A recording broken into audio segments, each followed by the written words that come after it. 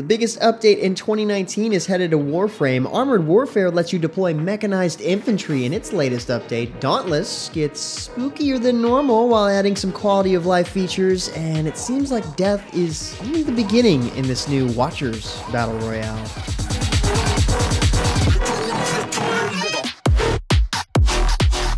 What's good, everyone? James Blonde here with your weekly recap for gaming news and announcements of the week of October 25th, 2019. First up in the news, Warframe The Old Blood is on its way, featuring the new Grendel Warframe and a brand new antagonist, the Kuva Lich.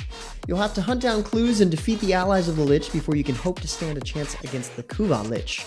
Each time the Lich is defeated, it absorbs Tenno abilities, amass resources and allies, and evolve to make the next encounter that much more challenging. Grendel, the new frame, has a new way to approach the game in general. He's armed with stomach-churning abilities that consume and regurgitate enemies. So he's kind of like Bakasura from Smite. Perhaps the biggest part of the update, however, is that Melee Changes Part 2 will launch. This features a reworked combo system that makes initiating, chaining, and ending combos seamless and intuitive. There's also the addition of heavy attacks that enable enemies to be lifted and much more. If you thought that was all, you'd be sorely mistaken. Ember and Vauban will both be receiving reworks. Vauban now comes armed with new explosives to play with added mobility and damage to help with his knack for immobilizing and damaging groups. Ember's new emulsion gauge makes using her more of a challenge, where precision is key. Casting abilities builds up a meter and generates defensive armor for Ember, but if it overflows, a powerful wave of flame will be unleashed, dealing damage to enemies, but leaving her exposed. For a full breakdown of the changes coming with the Old Blood update, click the link down in the description below. According to Digital Extremes, this is the biggest update to Warframe in 2019. Next up, in a bit of editorial news, Jason spent some time with the ZeniMax developers of Elder Scrolls Online and took a guided tour of the Dragonhold DLC.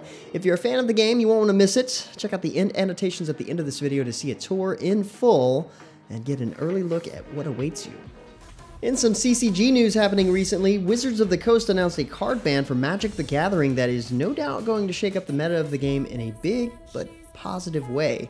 Field of the Dead has been announced as banned, and that ban took effect on October 24th. For a bit of context, over 41% of the decks present at the Magic the Gathering Mythic Invitational 5 were Field of the Dead Golo decks. These decks operate by allowing you to play Golos, Tireless Pilgrim, to go through your deck and find Field of the Dead and play it. The longer the game goes on after that point, the more zombie tokens you have to worry about. Only the most aggressive decks could survive against it. Ultimately, this ban was for the best, and will hopefully lead to more interesting deck types taking over the meta in the near future. In other news, Ship of Heroes released a new video this week showing off just how potent their character creator is. This video in question shows off the various morphs, sliders, and hair models that characters can use in the upcoming character creator test that goes live on November 1st. Players will have male, female, and big guy models to customize, and Ship of Heroes wants to show you just how much you can do with their CCT. Ship of Heroes recommends that players write down some ideas for what they want their character to look like for the CCT. Changing the element of the character can also change related elements. The example they give is changing the shape of the face can change the expression, and changing the hairstyle may require a player to adjust the coloring to get back to exactly what they had previously. They also released a newsletter that goes into greater detail on this video and the upcoming test. This CCT event will be available to supporters of the upcoming superhero MMO, and they expect to begin the beta testing proper at the end of 2020. The newsletter also featured a few more character creator outlines, including requested features being implemented. Some of these include variants of glowing eyes, load and save options for your creations, and a reset button that restores defaults with a pop-up warning you first to prevent accidental resets. The new video you see playing here goes into pretty good detail. Check it out to learn more. Bouncing back from last week, Kingdom Under Fire 2 continues to reveal the classes coming to the Western release of the RTS MMO combo.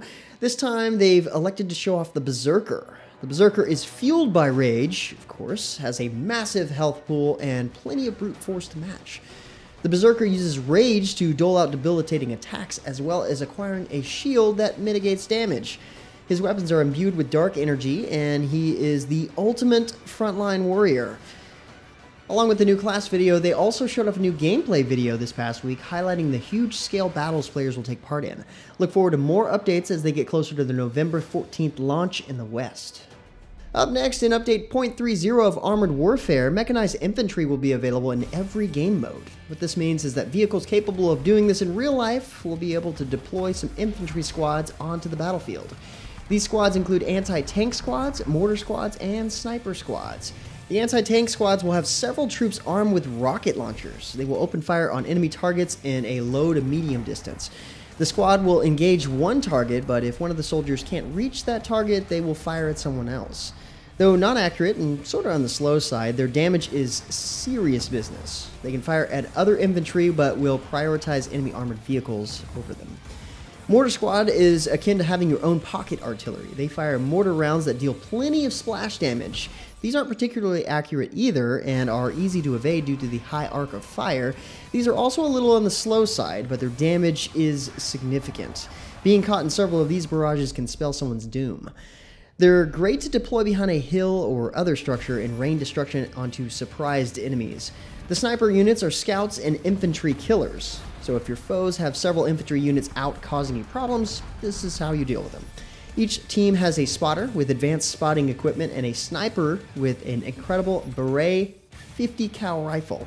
They can make short work of any deployed enemy infantry. When there's an enemy infantry unit in sight, the snipers will always target them over enemy vehicles. But that's not their only purpose. They are sneaky and have a high range, so they can see enemy plans coming from a figurative mile away. They also focus on sights of vehicles to blind them, so optics and periscopes. Definitely a game-changing update, if you ask me. You'll want to check out the live stream recap at the site post at MMOHuts.com to learn all of the little features around Mechanized Infantry. And while you're on the site, we've partnered with Warface to celebrate their 6th year anniversary with a Yellow Emperor Pack giveaway. To enter, just follow the link in the description below and check out the Gleam box on that page. There are multiple ways to earn extra entries, so make sure you're taking advantage of them. The prize pack includes 1,000 credits and 5 Yellow Emperor series weapons, including the ACR Assault Rifle, Fabrum STF-12 Compact Shotgun, ACR CQB Submachine Gun, AS-50 Sniper Rifle, and the Desert Eagle Pistol. There's also a first-come, first-served giveaway on the OnRPG forums, also linked below. Back to some MMO news. Star Wars The Old Republic had a new expansion pack launch this week. The Onslaught expansion sees the Galactic Republic rallying against the Sith Empire once again. A new and ancient planet called Onderon has been revealed, and the dangerous den of smugglers and pirates known as Mech Shah have come out of hiding as well. Onslaught also introduces an all-new playable species, Nautilans. This new species is available to unlock for free to any players who are subscribed to Star Wars The Old Republic for a specific time frame. Onslaught has a new flashpoint to tackle, which takes place on Corellia, where a battle has erupted at a shipyard facility. Onderon's largest moon, Dixun, will be the setting of an all-new operation. Groups of 8 or 16 will battle monsters and Trandoshan hunting teams. New items aimed at max-level players, enhanced legacy support, new bonuses are here, alongside a new item type, tactical items. Okay, so I promised this week there is far less Battle Royale news, but there is still some. Basically all the ones we missed last week, I suppose. The new Adventure Pass has launched for Ring of Elysium, and Season 6 is called Tactical Evolution. 3 new characters arrive in this season: Ukami the Samurai, Sakura the Assassin, and the mercenary known as Mobula. There are new tactical equipment pieces to take advantage of as well, such as the med gun. The med gun lets players heal themselves or their allies. The deployable shield can block incoming damage and help set up counterattacks. The third new piece of tech is a holographic decoy, which is an unmoving holographic image of your character to throw people off your scent.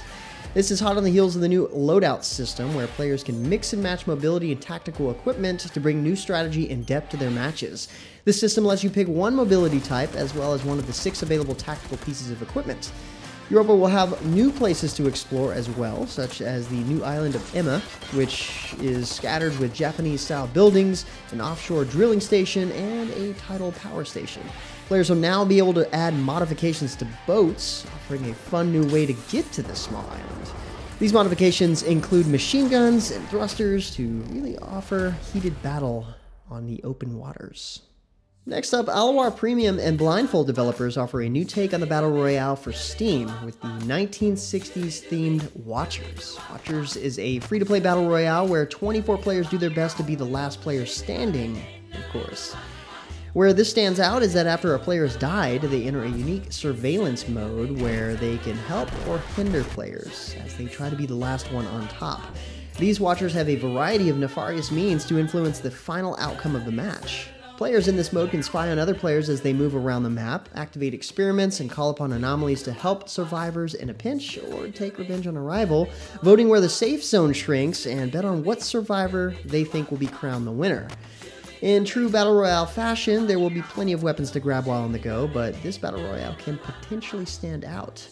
It has a unique concept and look, plus it's free to play. There's also a Battle Pass to pick up, which will have 86 cosmetic rewards across 60 levels. There will be character skins, melee weapons, animations, and more.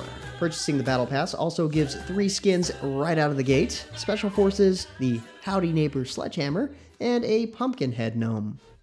In other news, Neverwinter is going to be a part of the upcoming The Lost Odyssey, the Book of Knowledge, which is in support of the Autism Society of America. This charity will bring content creators and celebrities together on November 15th at the Alex Theater in Los Angeles for a live Dungeons & Dragons campaign.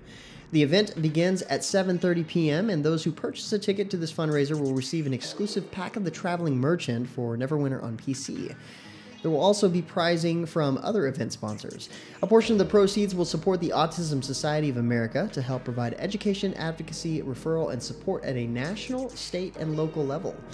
The event features Dungeon Master Deborah Ann Wall, who was in True Blood, Daredevil, author of the D&D campaign for The Lost Odyssey, the Book of Knowledge, along with many notable attendees, plus a secret surprise guest. This is a pretty cool fundraiser. Find out more and where to get tickets at the site posted at MMOHuts.com. And finally, for a last bit of news, Dauntless is bringing back the spooky flavor with their seasonal Dark Harvest event, which kicked off this past week. They don't have a trailer yet for this event, so I basically made the footage I could get look spookier than it normally does, so use your imagination, people.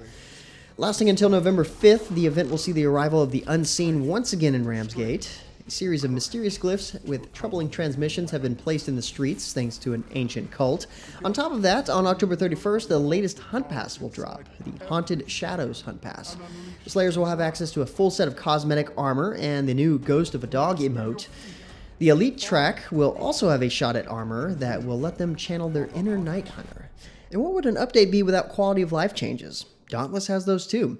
This includes an AFK kick timer, visibility improvements to the in-game compass, and the ability to toggle patrol chests on and off. You can find the full details at the site post, and if you're interested in the future of Dauntless, well, they just put out a roadmap, which you can also find linked below.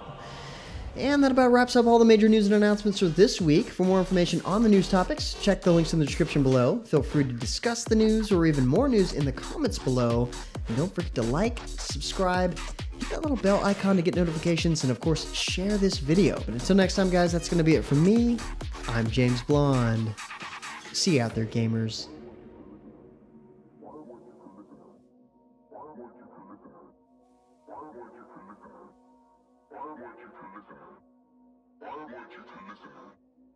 I want you to listen.